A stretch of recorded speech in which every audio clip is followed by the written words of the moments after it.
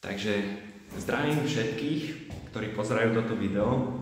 Práve sa nachádzam v mojom byte na Boroch a v tomto videu vám ukážem tento byt a poviem vám cestu, ktorú som si prešiel úplne od začiatku, od prvej myšlienky, že nejaký byt chcem, až potom, že teraz tu stojím a proste vám tu z neho robím video.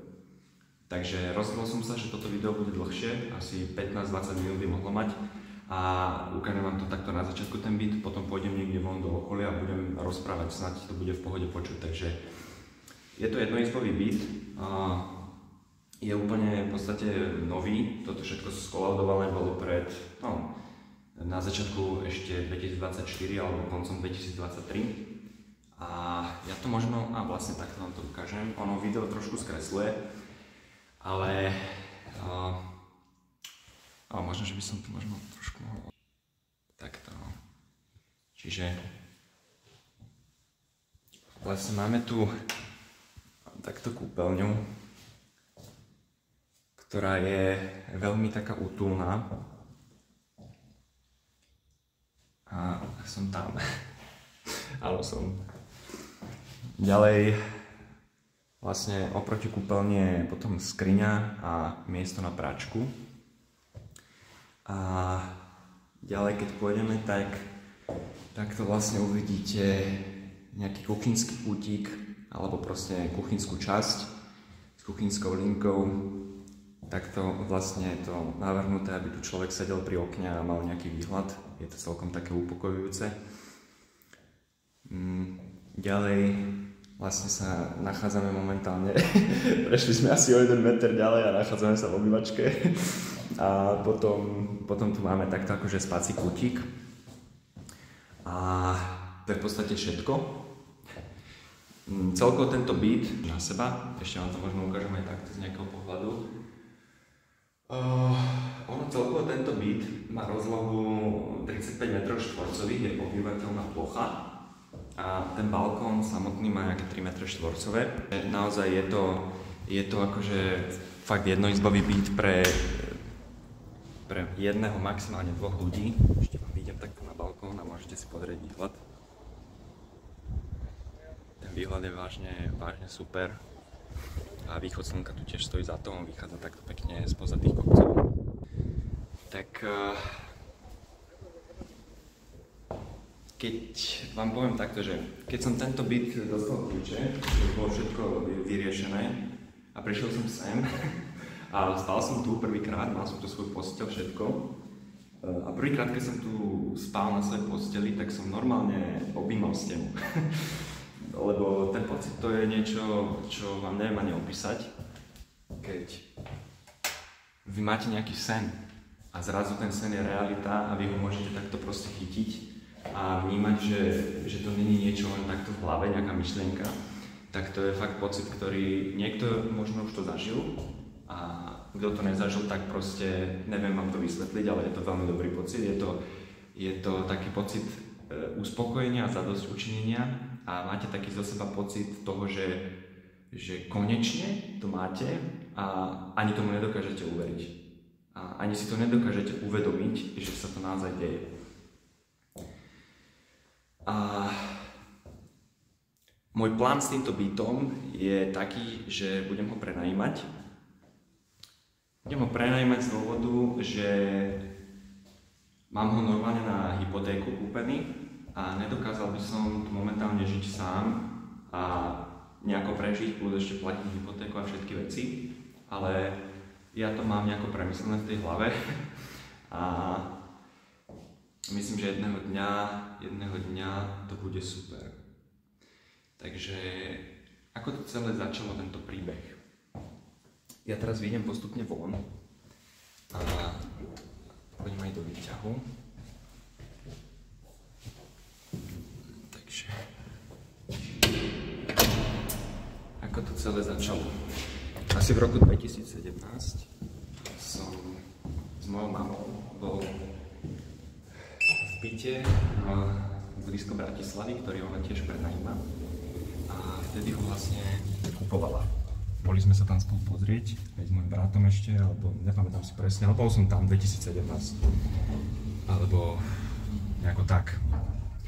A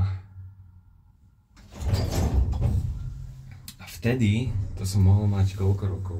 To mohlo byť nejakých 6-7 rokov dozadu. Čiže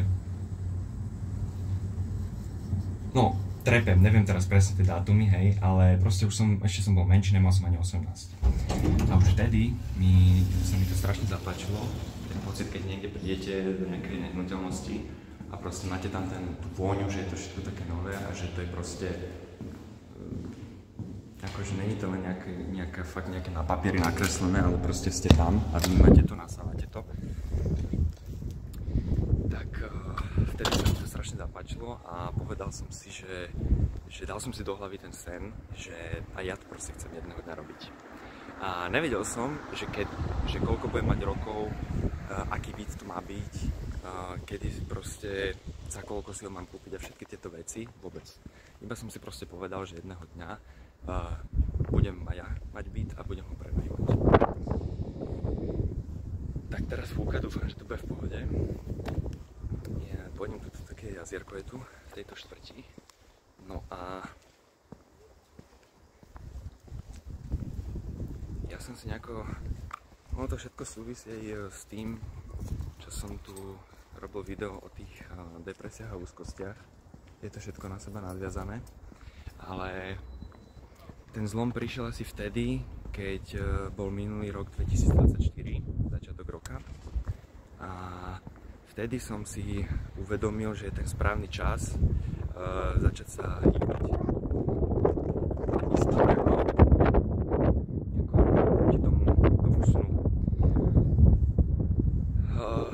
Ja už som dlhšie chcel mať dve práce, pretože som bol často doma a mal som veľa času nevyužitého. A chcel som proste druhú prácu. A nevedel som, akú, nič ma nezaujímalo, iba som proste chcel druhú. No a mal som v sebe toľko energie, že som si proste povedal, že idem si proste nájsť nejakú brigádu, hej, brigádu hovorím. Vtedy som ešte nevedel, ako to všetko fungujú tieto veci. Proste som si povedal, že chcem nejakú brigádu. Došiel som do jedného obchodu a opýtal som sa tam tých ľudí, ktorí tam akurát boli za tou pokladňou. Mali tam normálne nalepené na skle, že hľadáme brigádnika a nejaké blablabla veci. A ja, že dobrý, že toto je tak pre mňa, som im takto povedal. A nejako sme sa začali rozprávať, vymenili sme si kontakt na vedúceho, alebo vedúcu teda, tej predajne. A ona sa mi ozvala. No, prišla SMS-ka asi na druhý deň, že dobrý, že či som študent. Ja hovorím, že nie. A ona hovorí, že dobre, že mrzí ma to, ale že ak nie som študent, tak brigádnikov neberú. A ja som sa s tým zmieril, že dobre. Že budem to potom riešiť za pár dní, alebo tak, že niečo iné. A ubehlo, neviem teraz už presne koľko dní, lebo fakt to už sa stalo pred nejakým časom. Ale v krátkom časovom období, možno pár dní, tam bol rozostup, mi ona napísala ráno SMS-ku, že dobrý deň, ak ešte máte záujem, tak by ste mohli u nás pracovať na polovičný úväzok, no a niečo také, hej. A ja, že to je zaujímavé, že to som ani nehľadal, ale je to zaujímavé, pretože je to ešte lepšie, pretože mi vlastne oni budú odvádzať akože odvody a všetky tieto veci, no a pre banky budem mať zase evidovaný aj vyšší príjem a vyššie, proste budem taký pre nich hodnejší akože už človek, hej, budú sa na mňa ináč pozerať. No tak som to zobral a to bol pre mňa ďalší signál, také znamenie, že proste je to príležitosť, ktorej sa chcem chytiť a začal som tam pracovať, no a mal som to celé premyslené, krok po kroku, úplne neuveriteľné ďalšie veci sa stali. V mojej hlavnej práci, v ktorej som pracoval, tak prišla jedna objednávka, ktorú tam nikdy nemali predtým, nikdy. A ja som im povedal, že bola to dosť taká väčšia objednávka, viacej sa tam muselo s tým pracovať a potrebovali niekoho, kto by tam pracoval aj v noci, hej. A ja som to, najprv sa mi to vôbec nepáčilo, ale potom som si uvedomil, že kokos, že to je zase nejaká príležitosť ako si zvýšiť ten príjem v tento daný moment, v ktorom sa nachádzam, a využil som to. Povedal som, že dobre, idem, a 2 týždne v kuse som tam robil aj nočné a za čo som mával tie príplatky a tak, hej. No a predstavte si takú vec, že keď mi prišla výplata, tak som dostal nejaký bonus za to, že som bol taký proaktívny a zrejme to bola asi nejaká motivácia pre mňa tak, ale dostal som bonus a dostal som potom takú výplatu, ktorú som presne potreboval, takú som potreboval na to, aby mne schválili hypotéku na tento byt. Chápete? To sú proste neuveriteľné veci. Pretože ja som ešte predtým bol sa v banke opýtať, že koľko by som mal mať príjem, aby mi schválili hypotéku do takej a takej sumy a všetky tieto veci. A keď mi tá pani v banke, mimochodom som mal 21 rokov, a tá pani v banke mi povedala, že viete čo, že nejak mi to tam vypočítala, povedala mi sumu, ale povedala mi, že viete čo, že vy ste moc mladí, že vám aj tak hypotéku nedajú.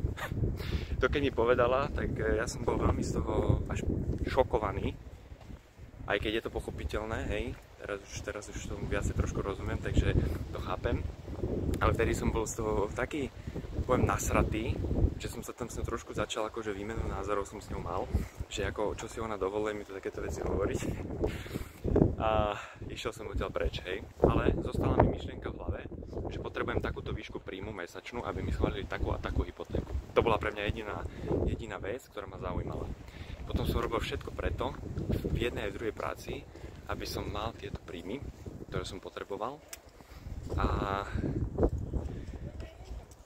keď už som vedel, keď mi skončila skúšobná doba aj v tejto druhej práci na akože polovičný úväzok, tak som si našiel človeka, ktorý je dneska už v podstate môj kamarát, ktorý rieši hypotéky a všetky finančné záležitosti. Pretože ja som proste akože v rodine nikto u nás nejak sa do toho až tak extra nevyzná a ja som teda akože tiež vôbec sa nejako do toho nevyznal, takže samozrejme, že som teda išiel za nejakým človekom, ktorý sa do toho vyzná. No a naše prvé stretnutie s týmto človekom bolo také, že trvalo asi 1,5 hodiny a ja som hneď mal ten pocit, že to je človek, ktorý mi pomôže splniť si sen. Ja som to proste vedel. Pretože mám ten dar, že dokážem vycítiť z ľudí, že akí sú, že či klamú, či neklamú, proste, či vie, o čom rozpráva ten človek a tak. Ja som to hneď vedel, že tento človek mi proste tomu pomôže a odtedy som bol presvedčený, že ten byt, že schvália mi hypotéku, že ten byt proste budem mať a už ma nič iné nezaujímalo. Od tej chvíle, to bol asi marec 2024, ja som proste už vnútorne bol nastavený, že už to mám a že proste podpíšem kúpnu zmluvu. A ja som ešte vtedy nevedel, aké všetky veci sú predo mnou a ako sa to bude naťahovať a kedy reálne tú zmluvu podpíšem. A tak vám teraz poviem ďalšiu zaujímavú vec. Celý tento proces, keď kupujete nejakú nehnuteľnosť, akože je dosť zdĺhavý. Je tam veľa proste nejakých byrokratických vecí, všelijaké papiere a takéto blbosti, ale však ako sú dôležité. Takže no, ono to proste sa nejako naťahovalo, ale ja som si stále proste hovoril, že to proste v pohode, nebudem na to tlačiť a ono to proste príde. No a poviem vám aj tak, že celý tento proces od prvej myšlienky, že chcem ten byt kúpiť, až po to, keď som podpísal kúpnu zmluvu, veľakrát, no nie veľakrát, ale párkrát už som mal také momenty, že som sa chcel aj vzdať. A už to bolo pre mňa dosť vyčerpávajúce, ale mal som okolo seba fakt ľudí, ktorí mi to bol asi nejaký, neviem, boží zásah, alebo proste boží plán, ktorý mi dal okolo mňa takých ľudí, ktorých som fakt potreboval k tomu, aby som ten byt kúpil. Pretože no, teraz fúka.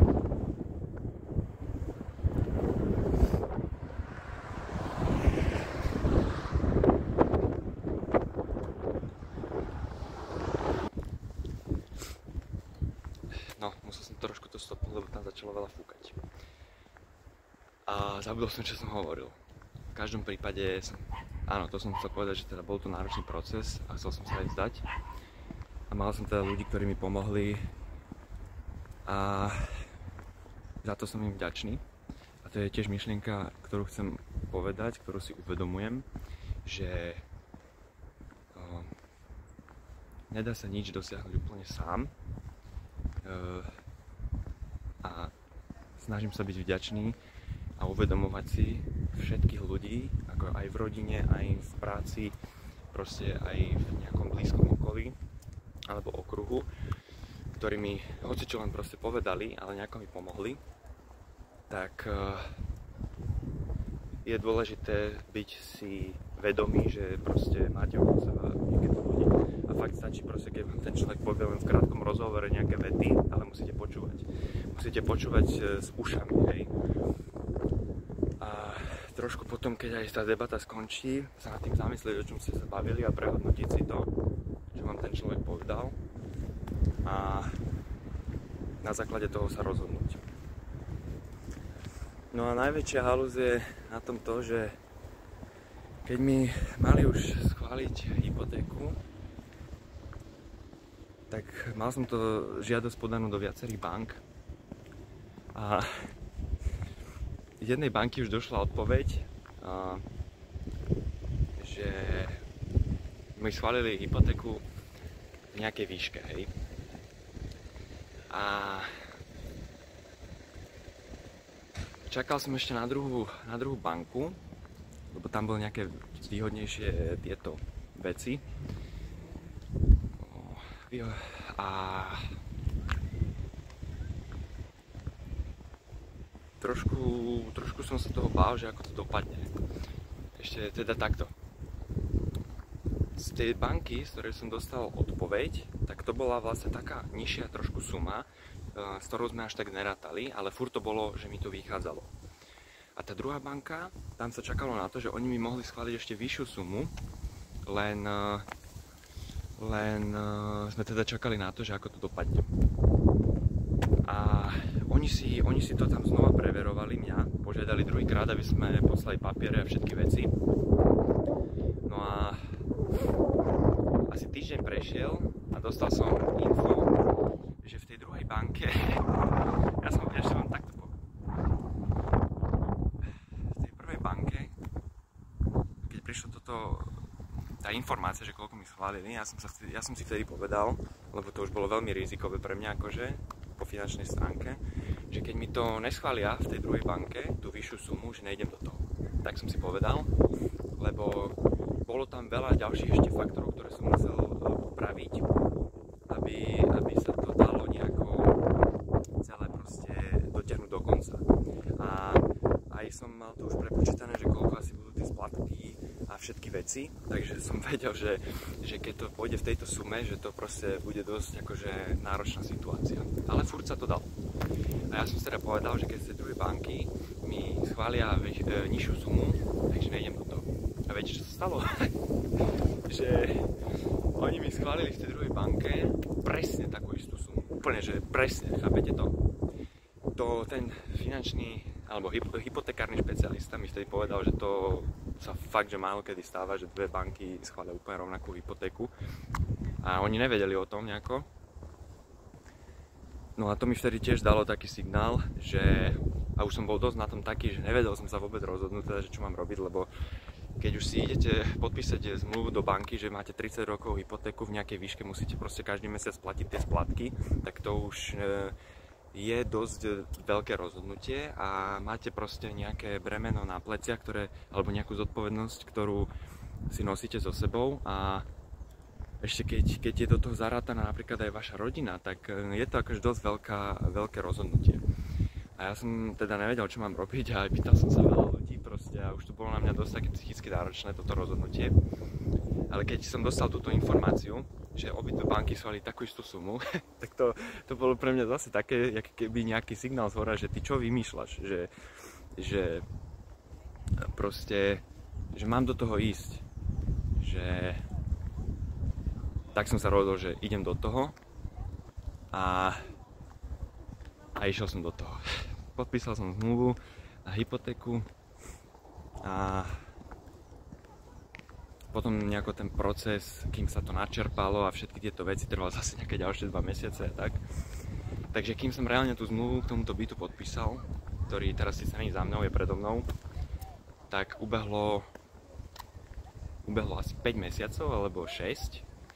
Od vtedy, čo som sa prvýkrát stretol s tým kamarátom, čo mi to teda pomohol, dnes už kamarátom a v podstate aj takým menším šéfom, by sa dalo povedať. Tak ubehlo asi 5 alebo 6 mesiacov a vtedy som fakt nevedel, že koľko teda bude trvať všetky tieto veci. A potom, keď som tú kúpnu zmluvu išiel podpísať a proste urobil som si nejaké fotky a všetko, tak tá pani, ktorá mi to vtedy predávala a bola tam pri mne pri podpise tej kúpnej zmluvy, tak mi povedala, že vtedy, keď ste prvýkrát prišli na obhliadku, tak som si myslela, že si zo mňa robíte srandu. Asi teda to myslela v tom zmysle, že som tam bol príliš mladý, lebo som aj pýtal, že koľko mám rokov a tak som mal vtedy ešte 21 rokov. Akože mňa to veľmi aj zaujímalo, že či už takému niekomu v takých rokoch predávala byt alebo tak, ona že nie. No a tak proste som tam teda podpísal tú zmluvu a ja som normálne ani nedokázal uveriť tomu, že čo sa deje. Ja som proste v marci mal v hlave presný obraz toho, čo idem proste robiť, že tam budem sedieť a podpísať ten papier a keď som ho podpisoval, tak ja som normálne neveril, že to je pravda, že to je proste realita. A to je presne ten pocit, ktorý ja vám fakt neviem akože úplne presne opísať, že čo to je, lebo toho musíte zažiť. A odtedy už vnímam všetko inak. Už proste, keď máte hypotéku a je to dosť veľká suma z vašej výplaty, ktorá vám musí odísť, to proste, ak sa nechcete dostať do problémov, tak musíte to platiť. Tak je to už úplne iný pohľad na svet, aj na život a na všetky vaše rozhodnutia, ktoré idete robiť. Ale tá cesta, ktorú som si ja prešiel od začiatku až po koniec, tak to vám dá toľko skúseností, to vás toľko proste veci naučí, že to sa nedá proste oceniť so žiadnymi peniazmi.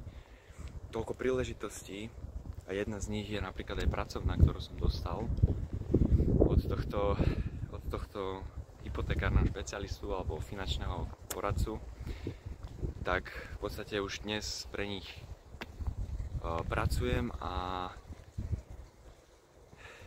budem postupne sa nejako takto rozvíjať.